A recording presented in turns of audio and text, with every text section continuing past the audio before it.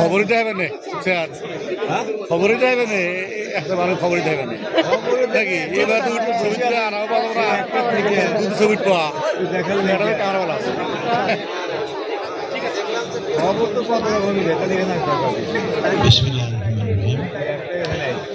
প্রিয় সিরাজগঞ্জবাসী, সাধারণ জনগণ, ছাত্র, শিক্ষক এবং সিরাজগঞ্জের সরকারি কর্মকর্তা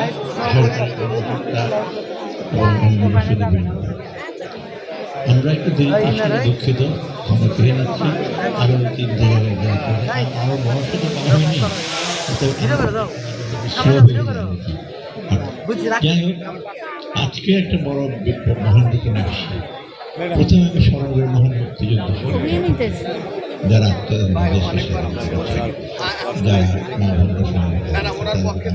জানাচ্ছি। তারপরে জুলাই আন্দোলনের যে তরুণ ছাত্র জনতা, আপামর জনসাধারণ আমি বলবো, যারা জুলাই আন্দোলনের পক্ষে কাজ করেছেন, আমরা একটা নূতন যুগ সন্ধিক্ষণে আসছি। বাংলাদেশ কিন্তু অনেক চড়াই উত্তরাই পেরিয়ে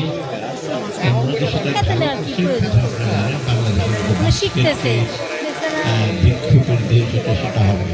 7.5 কোটি লোক যখন ছিল তখনই কিন্তু সন্দেহ প্রকাশ করেছিল বিদেশিরা, বিশেষ করে।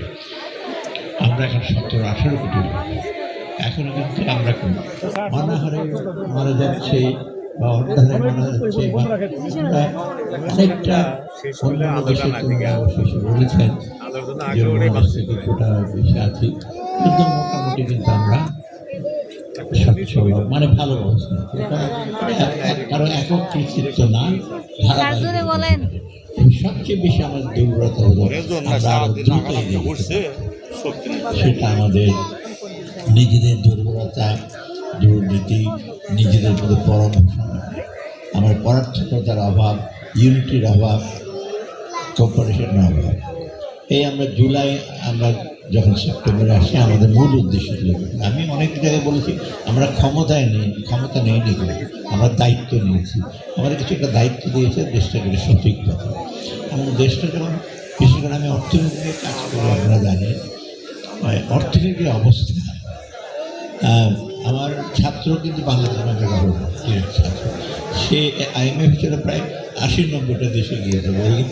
আমি জীবনে এত দুরবস্থা অর্থনীতি দেখিনি কোনো দেশে, মানে আফ্রিকা থেকে শুরু করে আইল্যান্ডের সাথে এত খারাপ অবস্থা হয়ে গেছে, অথচ ভালো একটা অবস্থা আমরা ছিল।